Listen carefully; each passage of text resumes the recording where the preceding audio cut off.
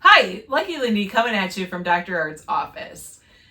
What we are going to do today is a new series. It's going to be called Classic Cars for Dummies. If you have ever watched a YouTube video and wondered, what is a Gen 1? What is an e-body? You could easily Google all of this information, but I'm going to go over it with you in an easy to watch series, and we're going to start with Corvettes. There are 8 Corvette generations. The first gen models of Corvette are the years of 1953 to 1962. Here is what a 1953 Corvette looked like.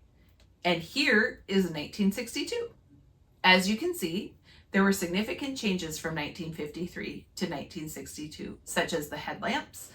In 1962, the Corvette had double headlamps. The body was lower and sleeker and ready to be launched into the next generation. The second gen is from 1963 to 1967. This was a much shorter time span for the Corvette, with not as much of a difference in the models.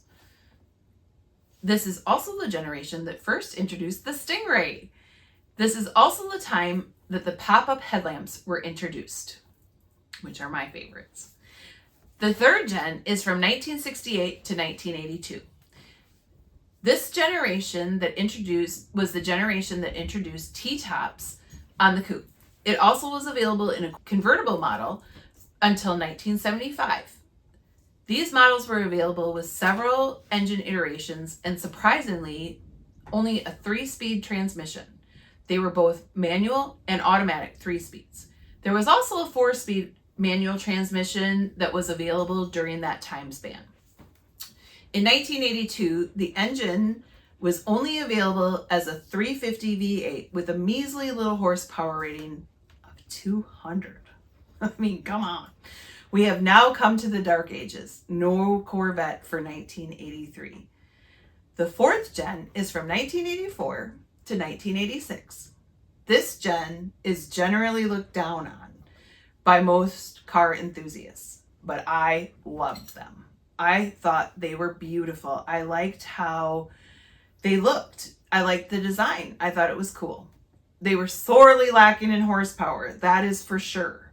And they were almost impossible to work on. The fifth gen brought the good times back. These were produced from 1997 to 2004. These still had the pop-up headlamps, and the horsepower had been increased up to 450 horses. The transmission was a 4-speed automatic and a 6-speed manual.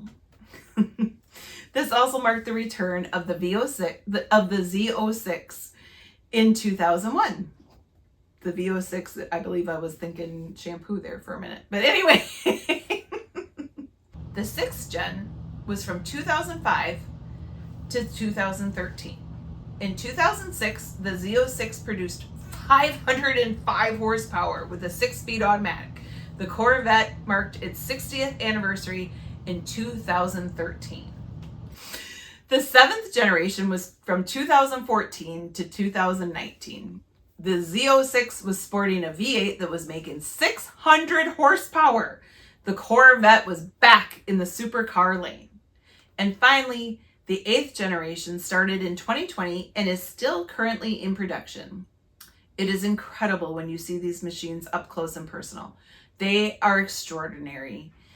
They are making up to 655 horsepower and are works of art. I hope you learned something, and if you did, please like and subscribe, and I'll see you again next week. Thank you.